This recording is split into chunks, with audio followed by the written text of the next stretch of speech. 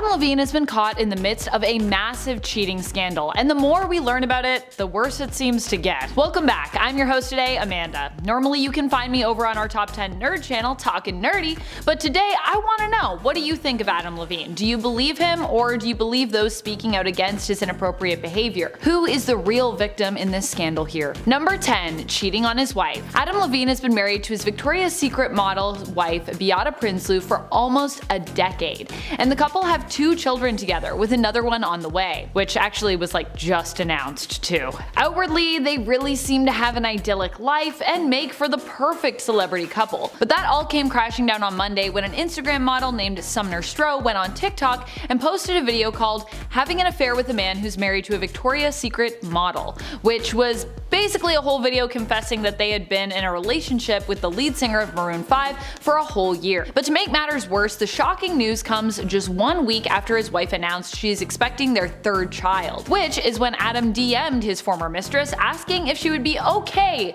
with him and his wife naming their new baby after her. Sumner actually posted the full message, which read, "Okay, serious question, I'm having another baby, and if it's a boy, I really want to name it Sumner. You okay with that? Dead serious." Sumner said that by this point they hadn't been talking for several months, so she was extra surprised when she heard from him again. If you feel like this story is wild, let us know by giving this video a thumbs up. I personally think the whole naming your baby after your former mistress is pretty out there. Number 9. Strange comments. If you're wondering where Adam got the audacity to cheat on his wife, it was really no surprise when you look at his tone-deaf comments about infidelity in 2009, when he said, "I have cheated, and you know what? There is nothing worse than the feeling of doing it." So apparently, Adam might think the hardest part of the cheating is actually the act of doing it for the cheater. What about the people who are being cheated on though? Did he ever think that it might be indescribably painful for them?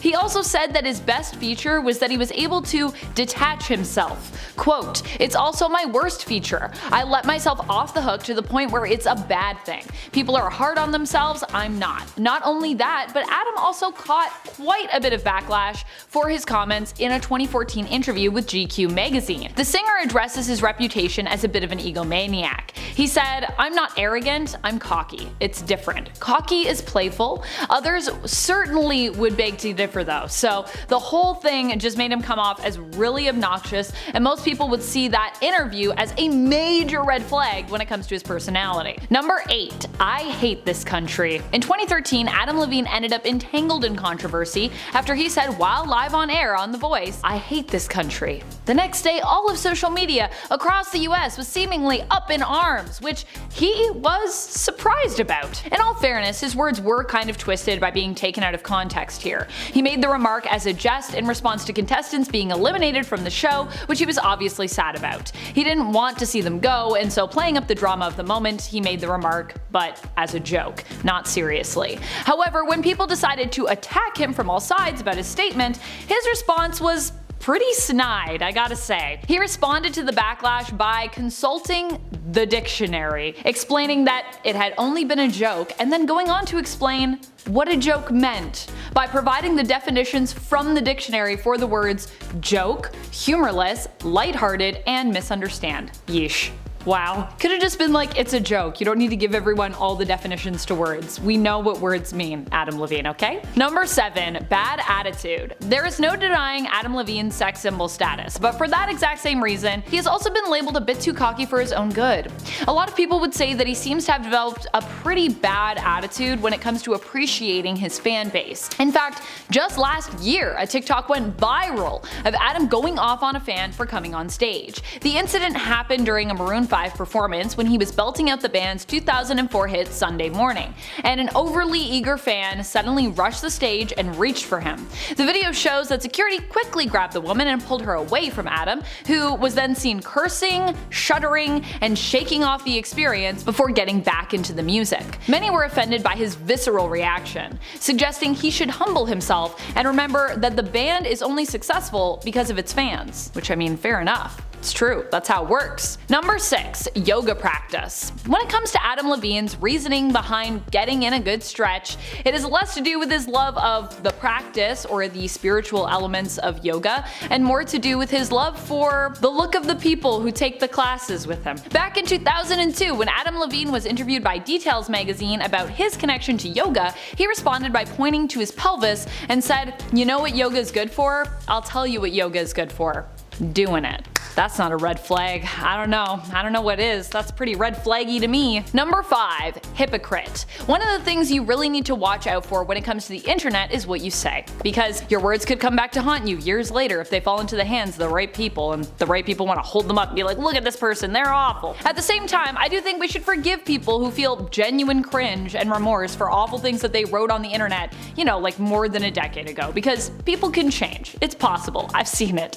In the case of Adam Levine, though, it didn't take too long for people to turn his words against him after he seemingly changed his mind when it came to his thoughts on celebrity fragrances. Almost overnight. Or well, not quite overnight, but like about a year or 2 years later, which is still a pretty short turnaround, I think. In 2011, Levine took to Twitter, disgusted by the idea of celebrity fragrances, and in 2012, he also shared his opinions on celebrity fragrances in an interview, which he saw as a massive money grab. Quote, "I absolutely loathe the idea of doing a celebrity fragrance simply as a moneymaker. Personal brand to make money? Vomit." In the fall of 2013, though, he seemingly changed his tune, putting out his own fragrance that came in a bottle resembling a microphone. I think that one just speaks for itself. Number 4. Reasoning for not being a misogynist. Okay, but if I sleep with so many women, how can I be a misogynist? That seems to be the summary of Adam Levine's reasoning for not being a misogynist, which is not very sound. Adam Levine admitted that he sees men as being either misogynistic pigs or men who just really love women. Now, how would he categorize himself? Why, of course, as a man who just really loves women. Going on to explain in an interview in 2012 that maybe the reason I was promiscuous and wanted to sleep with a lot of them is that I love them so much. I'm not sure if that's what's going on there, Adam, or if that's how that works really at all. Number 3. Response to being called out for cheating. After Sumner Stroh came out and claimed that she had an affair with Adam Levine and that the two were dating for about a year, which she expressed regretting, explaining that in retrospect she felt exploited in regards to the whole thing, being more naive at the time of that affair, Adam responded to the allegations. His response was to kind of apologize, but mostly deny that it happened. He denied ever having an affair and reduced their exchange to flirtatious messages, which he said crossed a line.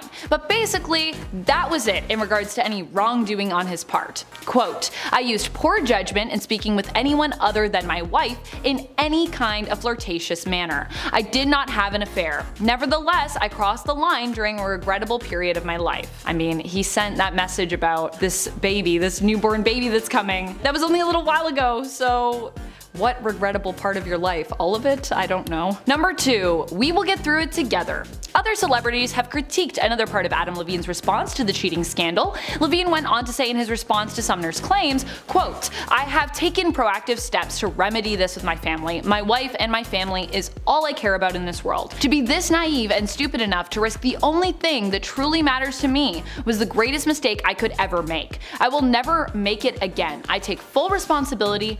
We will get through it, and we will get through it together." American actress Chrishell Strauss seemingly wasn't buying the remorse and took issue with Levine's wording. Chrishell tweeted, "When apologizing for cheating publicly, I hate the 'we will get through it together' part from a man. Don't speak for her. You've done enough." Number 1. 2 more women enter the chat. Other than the claims made by Sumner Stroh, which are pretty bad, especially regarding Adam wanting to name his and Beattie's future child after her potentially, 2 other women have also come out of the woodwork, claiming they also got raunchy messages from Adam Levine as well. Sumner also posted a response TikTok to her first video, where she wanted to expand on why she shared details of her interactions with Levine in the first place and express her remorse about the whole thing, clarifying she does not think of herself as the victim and that to her it is Prinsloo and her children who are the victims of this scandal. She also shared that she really only got into the affair with Adam Levine because he manipulated her, with him claiming that his relationship with Prinsloo was over, but that they were still presenting as a couple for publicity's sake. Marika, a comedian who has also come out to to share her receipts,